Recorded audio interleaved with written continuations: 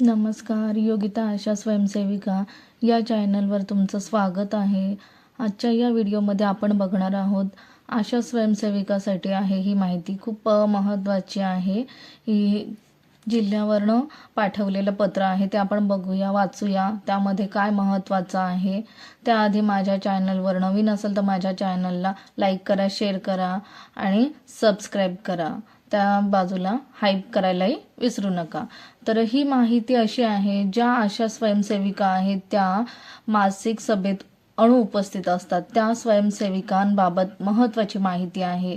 त्या सेविकांसाठी महत्त्वाचा निर्णय आलेला आहे. तर चला आपण बघूया. हे बघा, जिल्हा आरोग्य अधिकारी, जिल्हा परिषद सर्व. तर विषय आहे आशा स्वयंसेविकाच्या योजना, मासिक सभेत अनुपस्थित राहणाऱ्या आशा स्वयंसेविकांबाबत. संदर्भ दिनांक 12 डिसेंबर 2017 रोजीच्या मासिक बैठकीतील चर्चा. तर ती चर्चा कशाबद्दल आहे, काय आहे, तर आपण बघूया. उपरोक्त विषयांमुळे ज्या आशा स्वयंसेविका प्राथमिक आरोग्य केंद्र स्तरावरील मासिक बैठकीमध्ये गैरहजर असतात त्या आशा स्वयंसेविकांची कामावर आधारित मोबदल्याबाबतची माहिती प्राप्त होत नसल्यामुळे संबंधित महिन्यात त्यांना कामावर आधारित मोबदला अदा करण्यात येत नाही.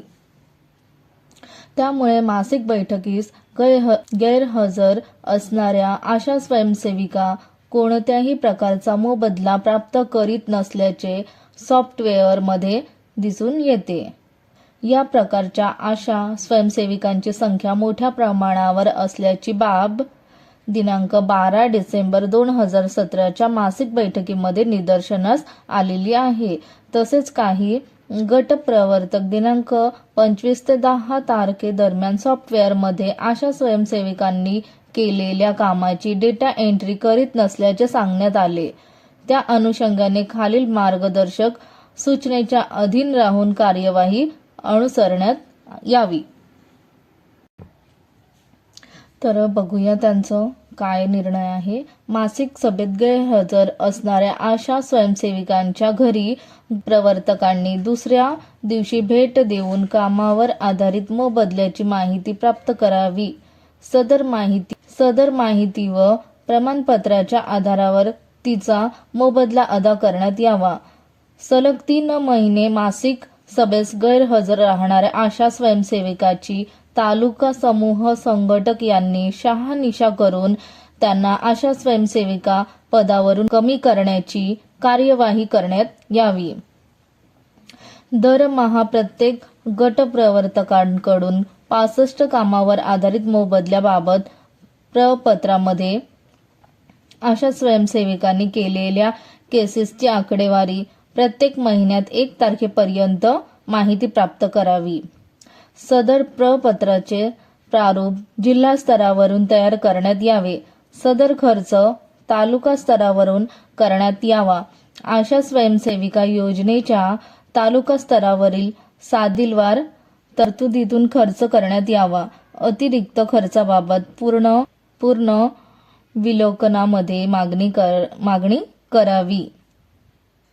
प्रत्येक महिन्याच्या 10 तारखेला गट प्रवर्तकांनी किती केसेसची डेटा एंट्री सॉफ्टवेअरमध्ये केली हे तालुका/जिल्हा स्तरावरून तपासण्यात यावे. गट प्रवर्तकांनी उपलब्ध करून दिलेल्या पत्रातील आकडेवारी सोबत सॉफ्टवेअर डेटा एंट्री केलेली मधील आकडेवारी जुळत नसल्यास गट प्रवर्तकांनी सॉफ्टवेअरमध्ये पूर्ण डेटा एंट्री केलेली नसल्याचे गृहीत धरून तिला त्या महिन्याचा कामावर आधारित मोबदला मासिक अदा करण्यात येऊ नये. जोपर्यंत संबंधित महिन्याची डेटा एंट्री पूर्ण होत नाही तोपर्यंत मोबदला अदा करण्यात येऊ नये. सतत 3 महिने वरील परिस्थितीत कायम राहिल्यास प्रकरणी खुलासा मागविण्यात यावा. खुलासा असमाधानकारक आढळल्यास सदर पदावरून कमी करण्याची कार्यवाही गट प्रवर्तकांबाबत अनुसरण्यात यावी. जिल्हा समूह संघटकांनी दरमहा किती गट प्रवर्तकांचा डेटा एंट्री अभावी मासिक मोबदला थकीत ठेवलेला आहे. याची माहिती मासिक बैठकी दरम्यान जिल्हा आरोग्य अधिकारी यांचे स्वाक्षरीने आणावी.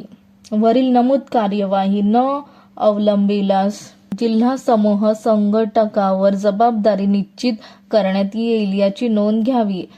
तरी वरील प्रकारची कार्यवाही अनुसरण्याबाबत आपल्या स्तरावरून संबंधितांना अवगत करावे. तसेच दरमहा या बाबींचा आढावा जिल्हा स्तरावर घेण्यात यावा. त्यांनी या पत्रामध्ये असं दिलेलं आहे की मासिक सभेची जी बैठक असते त्या बैठकीमध्ये सलग 3 महिने आपण त्या बैठकीत गैरहजर असलो तर त्या आशा स्वयंसेविका पदावरनं आपल्याला काढण्यात येईल असं त्यांनी सांगितलेलं आहे. आणि परत अजून त्या बैठकीमध्ये जे माहिती असते त्यांना ती डेटा एंट्री वगैरे करायची असते आणि त्याच्यामध्ये आपण जी डेटा एंट्री त्यांनी केलेली नसेल तर मग ते आपल्याला प्रॉब्लेम. आता ते सगळं ऑनलाईन प्रोसिजर आहे. सॉफ्टवेअर डेटा एंट्री झालेली नसेल तर त्यामुळे आपल्याला त्याचा जो मोबदला असतो तो सुद्धा मिळणार नाही.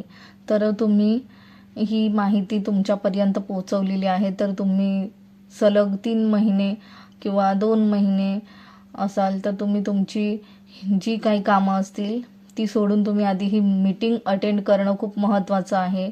नाहीतर तुम्हाला कायमस्वरूपी या पदावरनं काढण्यात येऊ शकते.